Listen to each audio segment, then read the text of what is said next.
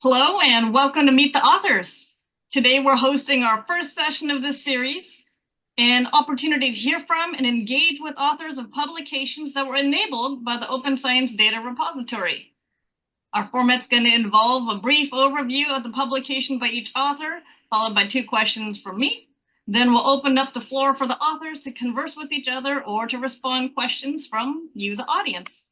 We welcome all of you as a very international crowd, and we look forward to where these introductions and conversations can go. And I now present Meet the Authors, featuring Dr. Luiz Roesch of the University of Florida, Dr. Angela Relógio of the Medical School-Hamburg, and Dr. Jian Yang of the University of Sasketchewan. I will stop this screen share so that we can begin with introductions. If Dr. Roesch, if you could please let us know a little bit about your publication, Gut Permeability Among Astronauts During Space Missions. We'll be looking forward to hearing you. Absolutely. Hello, everyone. Thank you, Jennifer, for organizing this meeting. As we were discussing before, I really appreciate the opportunity to discuss science with other authors. It's always a nice learning experience. Angela, Jian, it's nice to meet you virtually. And in my lab, we work with human microbiome, and we are interested in microbial dysbiosis and this interaction between microbes and the gut environment. So specifically in this paper, we focus on the interface between microbial communities and the gut. And we know that space stressors can lead to multiple health outcomes and health gut concerns, especially because there is this close relationship between gut health, gut microbiome, and the overall immune system. So every imbalance in gut health can lead to inflammatory processes, and which can in turn, for example, activate osteoclastogenesis, which can lead to loss of bone mineral density. So we know that astronauts lose, in average, 1 to 2% of bone mineral density every month in space. And in our understanding, keeping the gut healthy during space flight missions could help prevent such bad outcomes like osteoporosis and perhaps renal stones and other things like this. So we have this hypothesis that space stressors can induce what we are calling gut permeability. So we want nutrients and water and electrolytes pass the digestive tract and get into the bloodstream, right? But what we don't want is that pathogens and toxins pass and get into the bloodstream. When that happens, it triggers an inflammatory response, and it leads to many undesired health outcomes. So the gut have this selective barrier that protect us from these pathogens and toxins.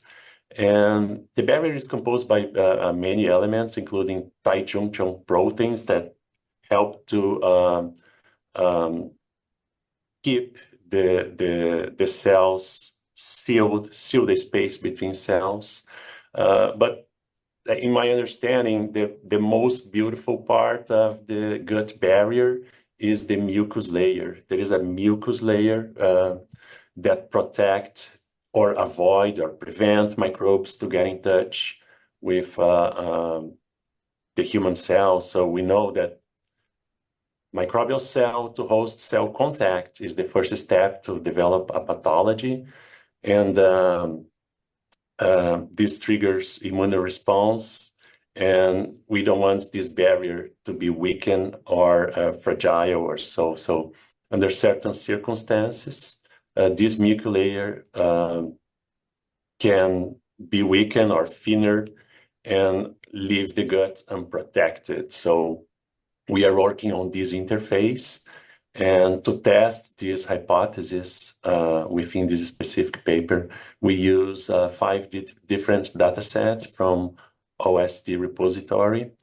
And we believe on power of data integration, right? That's why it's important to mention that although we have different experiments here and there, we can put them together. And we have transcriptome data from astronauts and 4 different data sets from rodents. They have transcriptome data and metagenomic data before, during, and after space flights. So that's beautiful because we can track how the gene expression changes during flight and after flight. And we can also look at the microbial dysbiosis and this interaction between microbes and human genes, right? So we first compile a database with the genes that we know, not all the genes, but at least those that we know that are related to gut barrier. And we investigate the expression of these genes in astronauts. What we found was a reduction of multiple genes related to gut barrier, like, for example, genes involved in differentiation of goblet cells. And goblet cells are the cells responsible for mucus production, so we don't want downregulation of differentiation of goblet cells. We also found downregulation of genes involved in tight junctions, and most importantly, we find downregulation of genes involved in MUC2. MUC2 is the mucin protein that builds up the mucus layer. So we found the genes involved in post-translational modification of MUC2 are downregulated during flight, right? So we didn't integrate, for obvious reasons, astronaut data set and rodent data set, right? But we integrate rodent data sets and we find similar trends. So reduction of goblet cell differentiation, tight junctions, reduction of mucus production, which lead us to believe that during flight, astronauts experience gut permeability, which is also called leaking gut. At the microbial side, we also identified different microbes, gram-negative microbes increasing, and decrease of microbes responsible for known to be probiotic, those that produce short chain fat acids, which is also related to inflammation as well. And so overall, it's a very simple paper. The idea was show that leaking gut is an issue, and this can lead to many bad health outcomes for astronauts, including osteoporosis, risk of inflammation, chronic inflammation, and stress or cognitive stress, among others. That was the fastest possible summary of the paper, and I hope you have the opportunity to read it at a certain point. And once again, thank you for inviting me. Yeah, thanks again for being here. And I think that's a wonderful summary. I find it exciting that it's an area that's now being looked into a little more thoroughly. So thank you, Dr. Roesch. Dr. Relógio, could you please describe your publication, Skeletal Muscle Gene Expression Dysregulation in Long-Term Spaceflight and Aging is Clock Dependent? So thank you very much to start with, Jennifer, and it's really a pleasure to be here and to get to know all of you, Jan and Luis, and also our audience. So maybe let me tell you just very shortly about what we do. So we work on something called the circadian clock, and the circadian clock is the mechanism which we all have, and this is responsible for every single one of us to wake up and to go to bed every day. But it doesn't do only this. So this clock regulates the expression about half of our genes, and with this, it regulates a series of cellular processes. So from the cell division to DNA repair to your immune system. So therefore, thinking about your circadian clock is really important for every person, and it's something that you should really consider. So in our group, we care about this clock in connection to specific medical problems. In particular, we care about cancer. We want to try to improve cancer therapy in a way that we give the medicine at a certain time of the day and reduce the side effects by reducing the toxicity. We care about aging, and this is how we came into the space project, and this is the main project of Deksha Malan, who is also here today. And we care about overall health and performance. So why space? Yeah. So as you can imagine, the circadian clock is quite disrupted up there in space, and this causes problems to astronauts. It has health consequences. And so what we wanted to do, or what Deksha wanted to understand when she started this project in our group, was to see how do we connect this with the clock. So what did we do in our publication? To summarize it in 3 main points. So we explored how this disruptions of the circadian clock could be caused by the spaceflight impact on muscle atrophy. You know, this is a problem that astronauts have. And this is, to our knowledge, indeed, it was the first study which directly linked the circadian rhythm alterations to muscle loss in space. And we identified 3 main things. With the help, of course, of the open data, but I will tell a little bit more about it maybe later on. So first, the spaceflight actually significantly disrupts circadian rhythms, and it particularly affects the clock and affects muscle-related pathways. So we could really conclude this. We also saw that such changes are partially mirrored by bed rest studies, which people can do down here on Earth, and this simulates microgravity. Then we saw that by hypergravity conditions, we see the opposite effect. So this gives us a very strong proof or indication that indeed it's because of this environment that you have these different changes. So then we also found that aging alters the clock. It alters muscle-related gene expression, and there are similarities to the aging process on Earth to what happens to astronauts during spaceflight. And this suggests that space travel could accelerate some of the molecular changes that are typically associated with aging. And lastly, and maybe most importantly, so our analysis indicates that external factors, and this is almost like a hope, a shining hope on the horizon. So there are external factors, for example, physical exercise, for example, the time we eat, which can help to counteract the circadian disruptions which are caused by spaceflight or aging on Earth. So this makes it really, really interesting. So this opens up new strategies to prevent muscle atrophy in astronauts by targeting the specific circadian elements or using time interventions during space missions. And we are quite convinced that these findings could be crucial in developing strategies to protect astronauts' health and their performance on long-term space missions, which are likely to occur more and more, mainly now that we intend, or NASA maybe intends, to go direction Mars. Yeah, thank you for sharing that, and thanks for giving me extra reason to care about my circadian rhythm, my circadian clock, and as well as for all the researchers out there who want to help protect those who are going to space. So thank you for all this research. And Dr. Yang, could you please share with us the highlights of your publication, Designing a Novel Monitoring Approach for the Effects of Space Travel on Astronauts' Health? Okay, thank you, Jennifer. Thank you so much. And also like to thank OSCR giving me this opportunity to meet, Angela, Luiz, and the fellow colleagues and the space science lovers to talk about, science.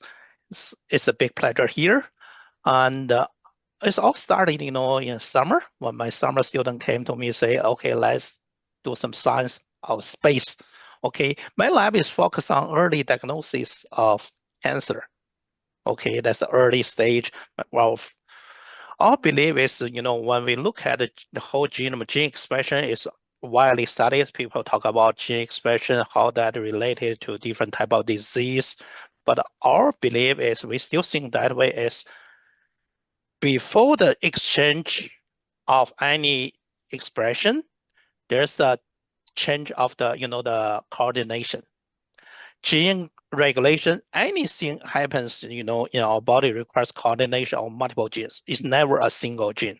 Okay, so we believe the coupling or decoupling of the genes regulation happens before the gene expression changes. So if we can monitor these changes, which means we can get one step earlier than gene exchanges, provides us, the early diagnosis and the early detection possibility.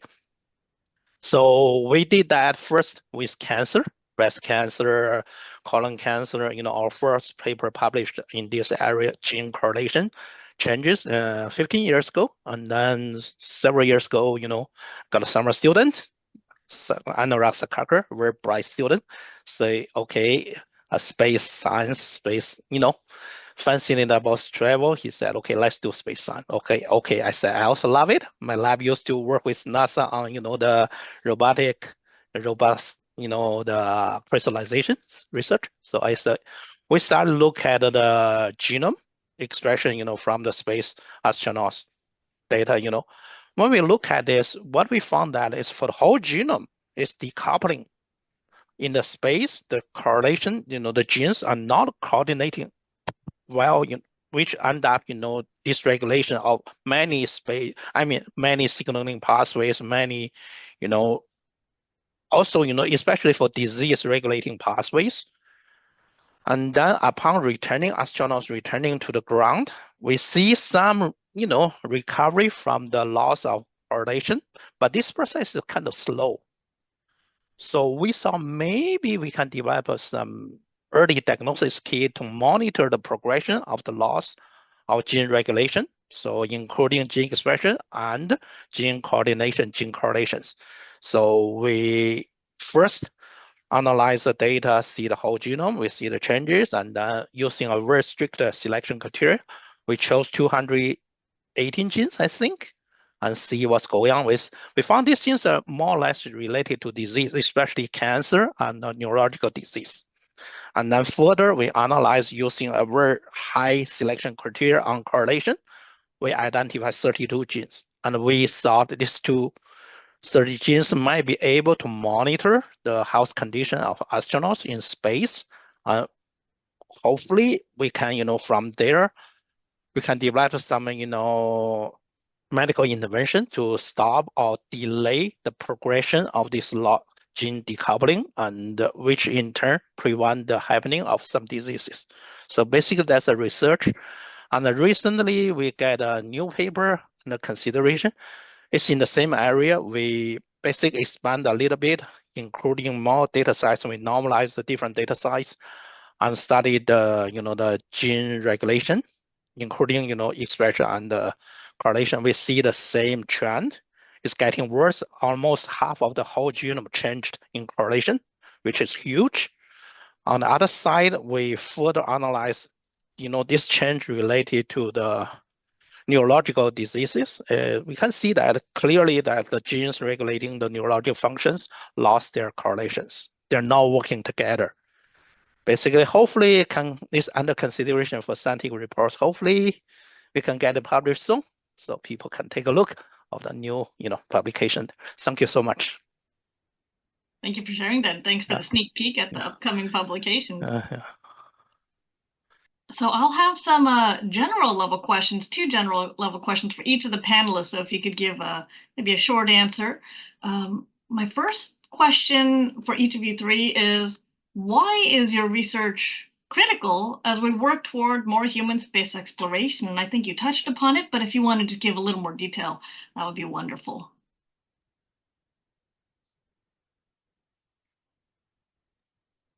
I start? I guess I did already. In terms of gut permeability, right? If we have gut permeability in space, astronauts will be at risk for systemic inflammation, for infections and chronic health issues. we don't want this to happen, right? What I didn't mention is that while this paper only try to confirm that this is really an issue and it's happening in space, we need to think about countermeasurements, right? So one possibility and one thing that we are working on right now is a synthetic mucus. We want to replace the natural mucus or integrate the natural or remaining mucus with a synthetic one and prevent gut permeability. So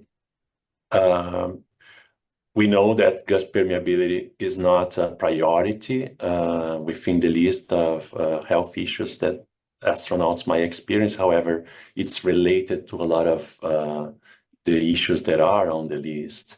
And that's the main take-home message from that paper. We truly have an issue that is not visualized as it should be. It's not studied as it should be. And pretty sure if we are planning to have astronauts for a long time in space, we need to take care of gut health for sure. Great, thank you. So should I follow? Sure. Okay. So, so to the question of what can we do, countermeasurements and such, right? Yes. So as Luiz already said, there are indeed some things which could be done, not just as prevention, but also almost as treatment. So in the field of circadian medicine or of circadian rhythms, which is where we work, we know, and I said this in the previous question, that this clock is quite disrupted during spaceflight. Maybe for you to get a feeling, this clock is also disrupted if you travel across time zones. Yeah. So now for the audience, so think about it. Why would this happen? Imagine you are living in Europe and then you travel to the States. So you travel across several time zones. And because you don't have just one clock, but rather every single cell in your body has one clock, they typically talk to each other and they tick at the same time. So they all give the same time. When you travel across time zones, though, when you arrive at the new place, your brain clock synchronizes relatively quickly to the new place because it gets signals from the outer world, from the light. But it takes some time to pass on this kind of signals to the rest of your body. And during the time, you are desynchronized. And then you say, I have jet lag. So next time you have jet lag, think about it. What is happening to you is that your clocks are desynchronized. Now, the astronauts, when they are up there, they have a lot of jet lag. They are very much desynchronized. So this is a problem. So in our group, what we can do, we can indeed measure such a clock. Therefore, we can see this sort of desynchronizations as well. We developed a method which is totally non-invasive. We measure it based on saliva. Once you know this, you can then use different external factors and you can try to strengthen this clock. And these external factors, which are time givers, or actually, as we use in science, the wording is Zeitgebers. What they can do to you is that they can make your clock not just more synchronized, but also stronger. And because the clock regulates so many cellular processes, this also makes such processes more robust so that they happen to you at the right time of your body. And this would help for astronauts, for us as well, to fight against disease, to better respond to treatment, to avoid disease, to keep our health, and on space to keep physical and mental performance. So it's something really important. And as I mentioned before, you can use simple things like exercise, meal timing, and of course, regulate the time that you sleep to try to act against such desynchronizations. Thanks for the tips. I think it's me, the next. Okay, so when we look at our research, we're more interested in early diagnosis and early intervention. So when we look at as we go to the space, astronauts going to stay there longer and longer, especially like the Mars mission. We're going to send astronauts to Mars and they're going to stay there. Even 1 week I mean, I hope to get them back, Still, it takes years. So astronauts are selected strictly, very tough training before we can send them into space. But still, they're experiencing different conditions. They may get sick. They may get disease during their travel to, let's say, to Mars. Okay, so before we get a mature space medicine, our goal is try to monitor the cause condition, hopefully to prevent the progressions. So that's what our idea say, okay, let's do the genes. And it's a more robust and quick test rather than unlike the on the ground, we can do blood tests, we can do urine tests, fecal in the space, shuttle, let's say go to Mars, it's a very narrow space. It's unlikely to put all the instruments there. And also it's dangerous to get blood, urine, in the space. So that's the case. So we say, okay, let's do this and monitor.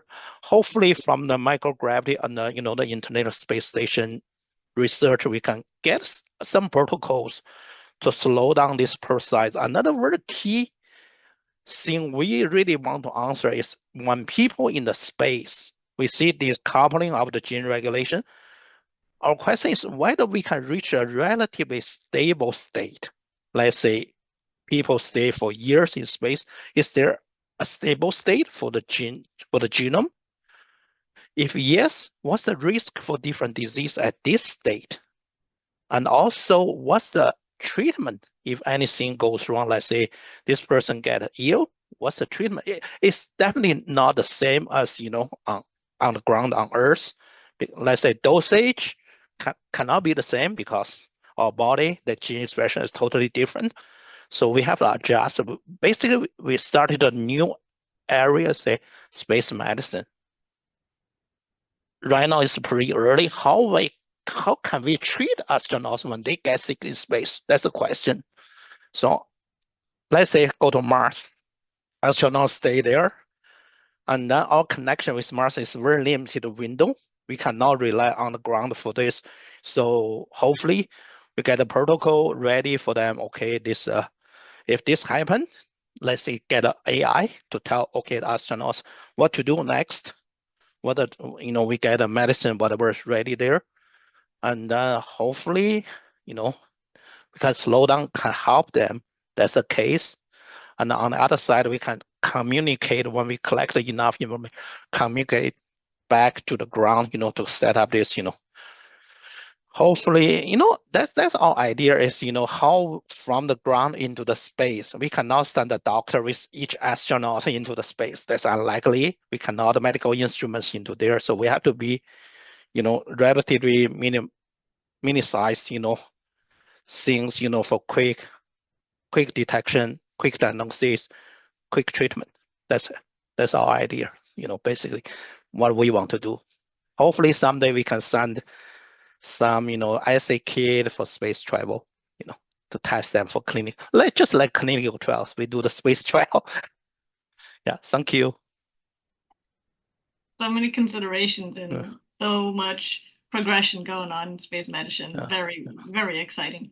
Yeah. My second question to you is, how do you foresee the role of open science opportunities shaping the future of research, of your research in the next decade? I guess I will follow the order and start again. Jennifer, I think open science is big, is a must. We benefit a lot from the data sets that are out there, and not to reanalyze data, but to generate new hypotheses and to test a couple of hypotheses. We are kind of, in my understanding, facing a little bit of a hiccup right now in open science, and I guess this is simply because humans don't like to share. I don't know how to explain why that happened, but that's kind of normal. So journals are now pushing authors to make the data set available, but they are not pushing the authors to make the metadata available. So sometimes, even if the data is available, we cannot cross-reference with metadata, and that's an issue. Once we can, so we can keep on testing all of these hypotheses, generating new hypotheses. In our side, I feel like it's a big deal in terms of the proportion of what we do in the lab and what we do with the computer, right?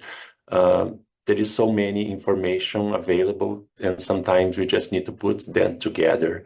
So data repositories can help us to do that, and I hope and I believe this is going to be a new, I wouldn't say it's a new area, but more and more people will become using this data that is available, as long as the metadata and all the other experimental setups are also available. That's why these data sets that we are using from OSD repository are so important, right? Because they have all the information that we need to test and reanalyze everything that we want.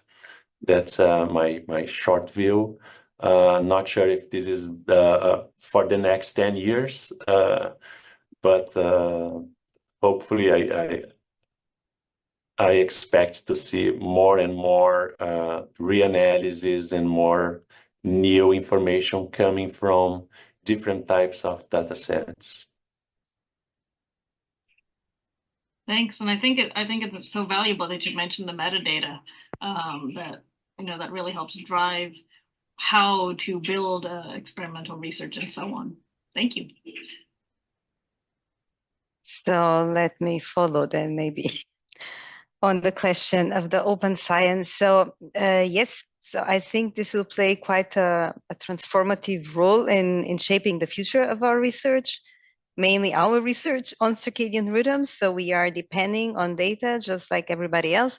In our case, we need complex types of data because we need many measurements across 24 hours so that we can study these 24-hour rhythms.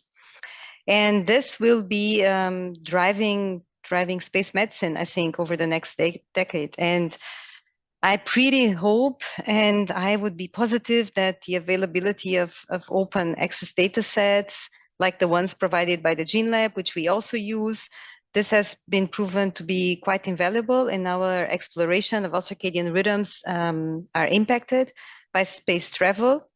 And it has been quite a vital bridge for us between the space exploration community and the scientists.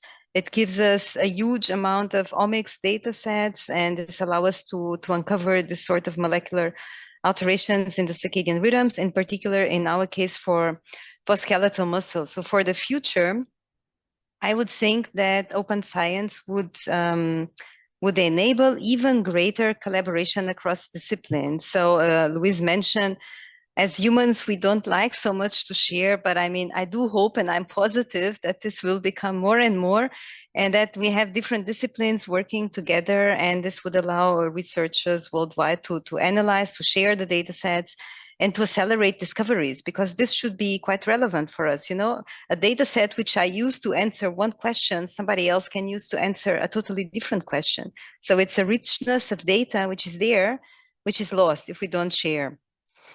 So we have already demonstrated that this kind of long-term effects on circadian rhythms or on astronauts can indeed be seen in this sort of data. And if the data wouldn't be there, we couldn't show anything. So basically it would, or it will empower us, I think, to deepen our understanding of this interplay between circadian rhythms, aging, exploring these challenges which are posed by space medicine, and seriously fostering this interdisciplinary collaborations, innovation, and hopefully translating the findings into the real world applications, not just for astronauts, but also for the population here on Earth.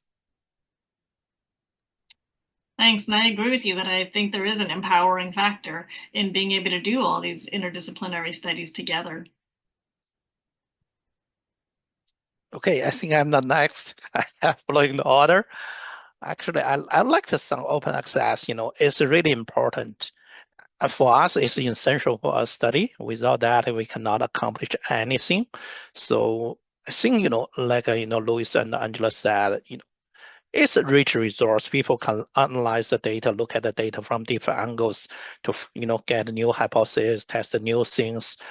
Especially for us, we highly rely on this space astronaut data for our analysis. And we have done some things, but for the next 10 years, we want the interdisciplinary studies. Like I said earlier, we are very keen for space medicine. So the first step, we really want to know if possible for the next 10 years, based on the open access data, we would like to redefine disease. That's our next step. Our goal is, for example, the cancer in space and cancer on Earth, are they really the same? So far, we know that cancer cells growing smaller and slower in space. So apparently, they're different, which means the treatment options are also different. So basically, for us, we want to say, okay, neurological disorders are the knowledge we get from the ground, how to translate it, how to monitor those things so that they're suitable for space travel. That's we rely on different things, not only on the the genomics data. So we also want some some insider information. Like I say, I don't know how NASA handling this. We know we have medical teams with NASA, but how they handle space health, maybe they can share some information there. I know maybe it's quite secretive, but hope, if we can get some more open access information, research data, research, tools, research methodology, we can do different things. We can do multidisciplinary research, hopefully. When we look at the data, like Luis said, okay, it's my data. Actually, it's not your data. We would like to share, because space travel is not for an individual, not for an organization or a country. It's for whole humankind. So we have to share these things. That's my opinion. Yeah. Hopefully we get more data to validate, especially for us, we want to validate and optimize our assay, our model. So thank you. As one planet, you point out a great point. We are not just one organization. We're not just one body or one entity. We're working on this together globally. So I would like to invite the audience members to ask questions. Please join in on asking questions, or if the panelists would like to follow up with something that the other one said. I think this would be a wonderful time for us to hear you guys converse with each other. And so to the audience, feel free to type into the chat, or you may unmute yourself and ask, being mindful that your voice would be recorded. And if you turn on your video, your face will also. There are a few questions that already exist in the chat, so let me scroll up and ask, how can we ensure fairness of metadata according to the FAIR principles? So should we just say something maybe to them? So typically, you are somehow obliged to this. So when you also write a grant or something like this, you do have a special section these days where you really have to say, how do you comply with the FAIR principles, which you are talking about, which means that the data should be accessible and it should be shared and so on. So to force it, we of course cannot force it, right? So what we can do is to hope and to educate, in particular also the younger scientists in our group, in our groups, so that they get used to this. At least this is my opinion, and that they see sharing of data not as a loss of something, but as a gain of something, because it would allow others to work on it, and it would be in the end a win-win situation, I think. So I would think that that would be the way to go to think about good sense and to think about together doing science, which is better for us and bringing us forward.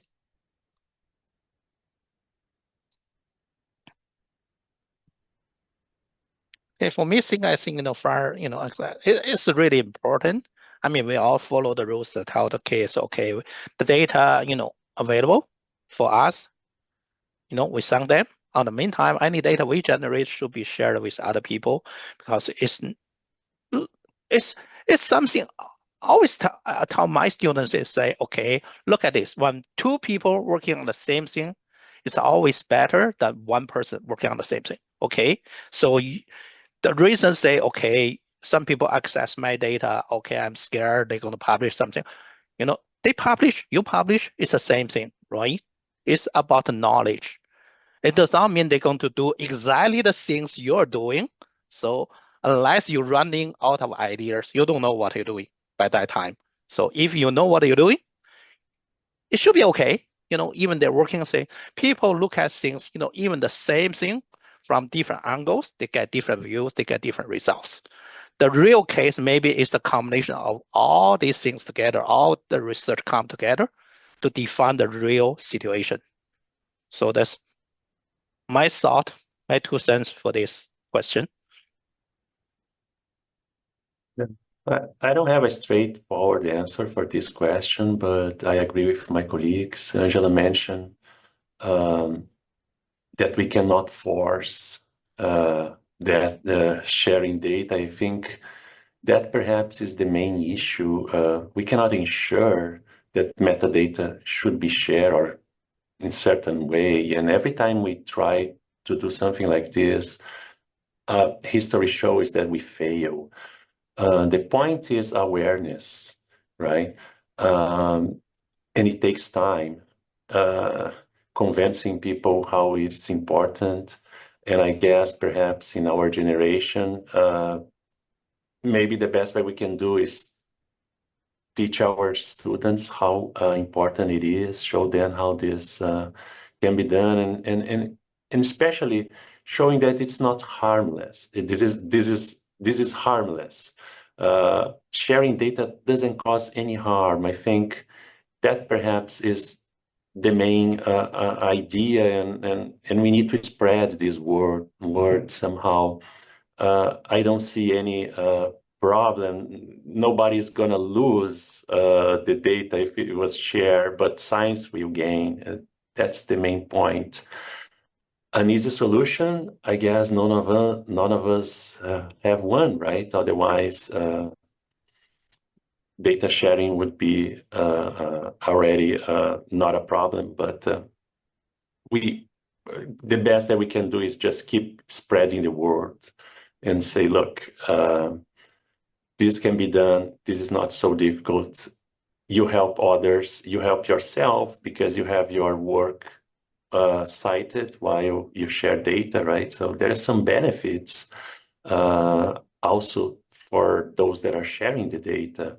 And thinking out loud right now, maybe if we find out more benefits for who is sharing the data, it might become a reality, right? And I think just by being here, I think that all three of you help improve the findability, accessibility, interoperability, and reusability of the data. So I think that just by being here together, we help foster that. So thank you for asking that question. There is a second question about social isolation and confinement. It can lead to mental health issues for astronauts. Any solution for such cases through open science? And this might be a question we follow up with later, but do you three have any thoughts on this?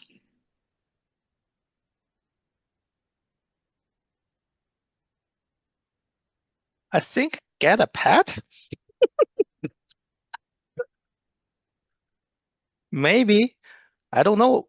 Anybody still remember Ham and Enos?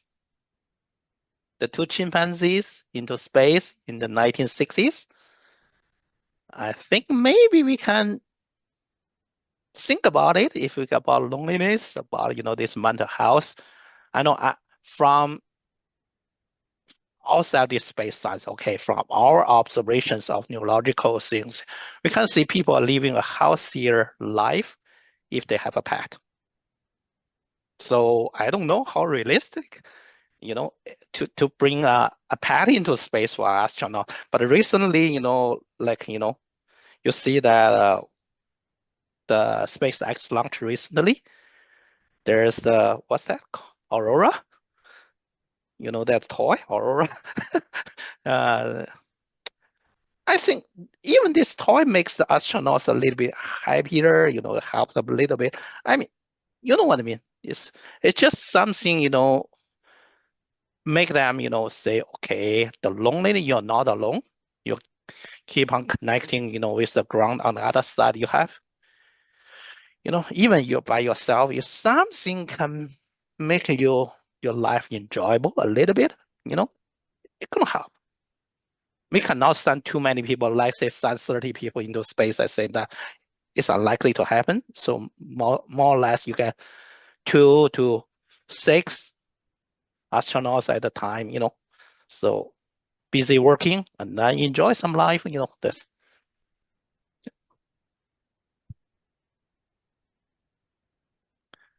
I still love the Scooby-Doo.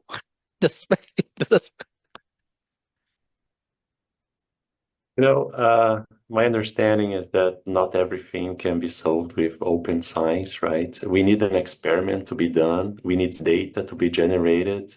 And then if more than one experiment was done on this direction, we can put lots of different pieces of information together. And this way we can help with open science when we integrate multiple experiments, and perhaps we can see this way a bigger picture, but we rely on something that must be designed, right?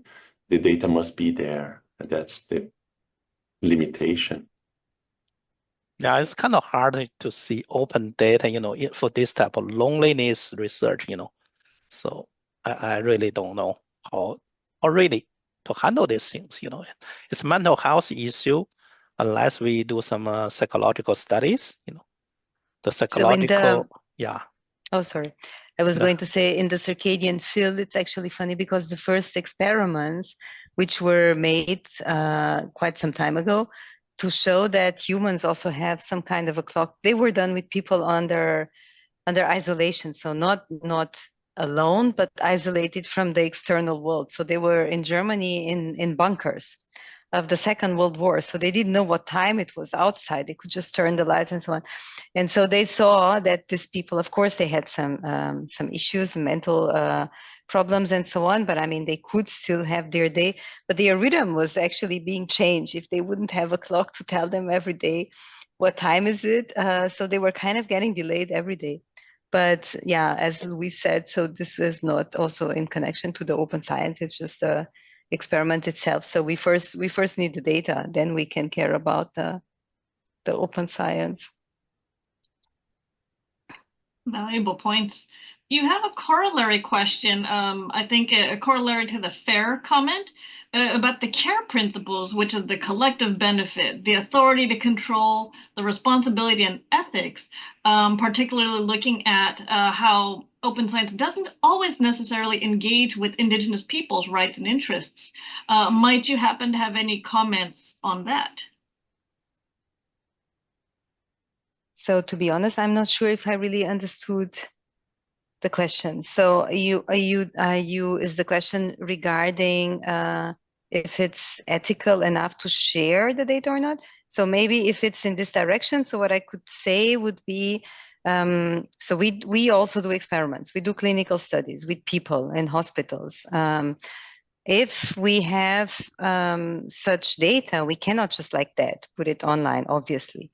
So, but what we can do and what we do, and maybe Daksha, you can say something about it, because I think you had to contact also some authors to get access to some of the data. So what sometimes for your paper, what happens, and I will pass it on to you also, is that we can give the data, but we have to be contacted for that. And then we can give you the data in some sort of pseudonymized, anonymized form. Was something like this in the space paper, Daksha, that you maybe had to contact, or was the data all completely available? Yeah, for some one or two data set, we did not have the metadata, so we didn't know which was the ground control and which was the spaceflight mice, so we had to contact the authors for that. So this was the problem we had during the paper. But then when we contacted, they were really open to give us the complete data, so it was easy, manageable.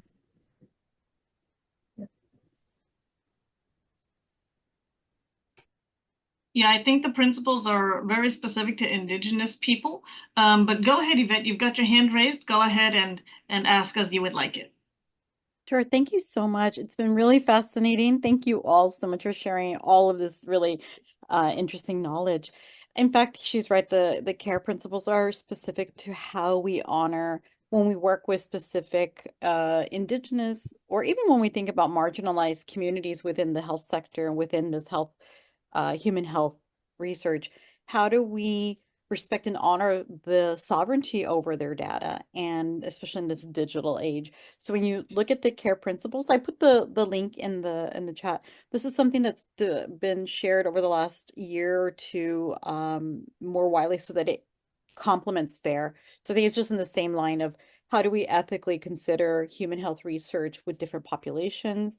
Maybe there's a very small subset, right, going to space, but in microgravity settings, or we consider future considerations of larger demographics in space research and medical health, how do we consider this kind of wider spectrum of digital data, of how data is born digital, and how do we use that within these data collection of government versus institutions, and how do we protect the sovereignty of people? So it was just a consideration of how do you think that's going to be expressed and addressed in the future of your research?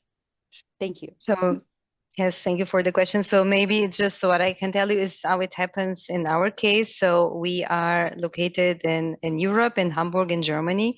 So data protection is written really, really large in Germany, so certainly also everywhere, but they are quite strict here. We have several norms. So there are two aspects of your question. So one is you want to include a large diversity of the population that you want to study. You do not want to exclude anyone unless you would have a specific study for, I don't know, just females or something like that, yeah? So otherwise it is important. And this is becoming more and more clear to all scientists. So you will see that depending on financing, obviously, but we always try to have a representation of the different groups that we may want to study. So this is quite important. Whenever somebody comes into a study, this person has to give a written consent. When this person does it, it's clearly written on this document, and it will be explained to the participants what kind of data they are sharing. So that's the one thing. So the person will give it's okay to share the data, yeah? So the other thing is, of course, we need to ensure that this data will never identify this person. And we do this by obviously anonymizing the person. So the moment the data comes from a hospital into the hands of whoever deals with the data, in terms of the data analysis, the names are not there anymore. So not even the birth date, because this could identify somebody, just for you to have a feeling, yeah? So what we see is a number. Of course, for us, some things are important. So we want to know maybe where people come from, or their gender and sex, and this kind of things, because it will help us to understand better the biology and what's happening behind it. But I do think it's something that we need to think about, but we do have the proper rules and the proper principles, the forms and the standards of how we can share the data to assure its secrecy in a way, to assure the privacy. But it's important, in my opinion, that also the overall population understands if nobody wants to share their data, this will not help us to understand more, to do more research, yes, and to get more knowledge, which in the end will help them. So I hope that overall people do trust the system, people do share their data, thinking that, of course, it will be protected. So this is our experience and my opinion. Yeah, in Canada, oh, sorry, Jennifer. Go ahead. Yeah. Actually, when we conduct any research, let's say from our side to collect the data, we should always be transparent to the people and also do consultations with them, always let them know what we are collecting, what we are going to use with the data. On the other side, like in Canada, we have a strict regulation on how to use patient data. What part you can use, what part you can't. So we have to strictly follow those rules. Let the people know what we are collecting, let the people know what we can use from the data we collect from them. So follow the rules. It should be okay. So far, we haven't seen any problem with that.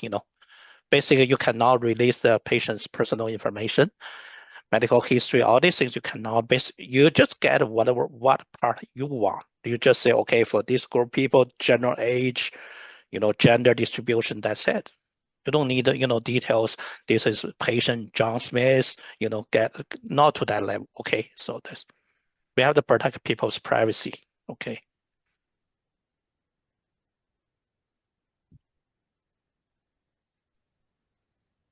I would like to ask one more question from the chat as we approach the end of this time.